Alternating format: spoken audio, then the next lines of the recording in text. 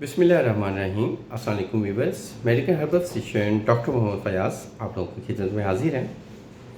प्याज के हवाले से मुख्तलिफ रवायात मिलती हैं कि जी प्याज का इस्तेमाल कुफ्तेबा यानी कि लिबिडो को बूस्ट करता है। तो जी बिल्कुल ये बात सच है, लिबिडो पावर को ये बूस्ट करता है। वाइट प्याज ज़्यादा बेनिफिट्स हैं ये वाइट प्याज में, और रेड प्याज उससे ज़रा कम अफादियत रखता है। वाइट प्याज का रस या वाइट प्याज आप सैलेड के तौर पे यूज़ करते हैं तो इसके बहुत बेनिफिट्स हैं। प्याज कब, कैसे और कितना खाना चाहिए, इसके हवाले से आज मैं टॉक करूँगा।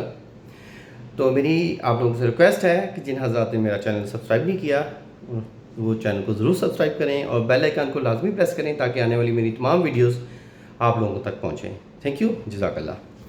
देखिए कि प्याज जो है, प्याज ओनियन, ये कब खाना चाहिए, इसका जो बेस्ट टाइम है वो आफ्टरनून है, मतलब असर से पहले पहले और ज़ोहर के बाद, ये बेस्ट टाइम है प्याज खाने का। अब सवाल पैदा होता है जी ये ही टाइम क्यों तजवीज़ किया गया है, रात को क्यों नहीं? देखें ये एक देर हज़म है और इसको थोड़ी सी बॉडी की एक्टिविटी की ज़रूरत होती है। आप थोड़ा सा फिज़िकल वर्क करें, एटम वर्क करें तो फिर जाके ये हज़म होता है।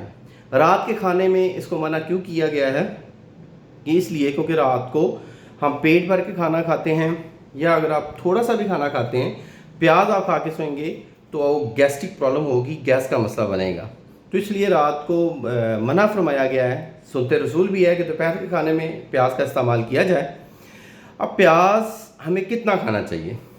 अब एक बंदा है जो मैरिड है वो कम से कम 1 से 1.5 प्याज, मतलब लाइक 50 से 70 ग्राम के दरमियान प्याज खाएं सैलेड के तौर पे।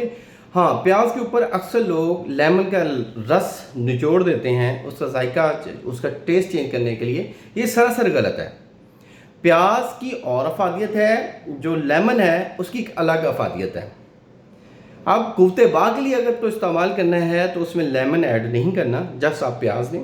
प्याज के साथ आप खीरा वगैरह ऐड कर सकते हैं। तो प्याज आपको मैंने बता दिया कि जी 50 से 70 ग्राम लें और वाइट प्याज लें।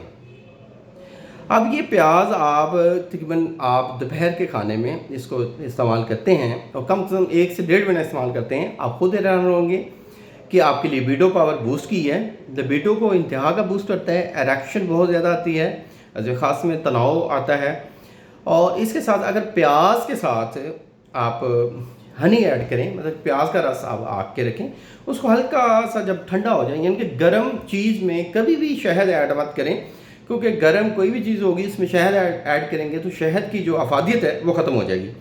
प्याज के रस को हल्का सा आप गर्म करें, आग पे गर्म करके उसको उतारें, उसको ठंडा करें, उसमें हनी ऐड कर दें। हनी आप छोटा हनी लें, बेरी का शहद लें, बेरी का बेस्ट शहद है, बेरी का ले लें, या जैतून के पौधों पे जो मक्खियाँ बैठती हैं उनका आप हनी ले लें।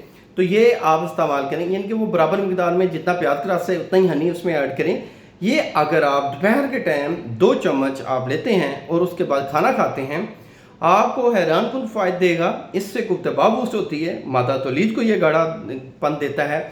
अगर आप एक मुकम्मल ट्रीटमेंट चाहते हैं अपनी लिबिडो पावर को बूस्ट करने के लिए, अपनी इरेक्शन को बूस्ट करने के लिए, मर्दाना कमज़ोरी आ चुकी है, तो हमारे क्लिनिक को ज़रूर विज़िट करें।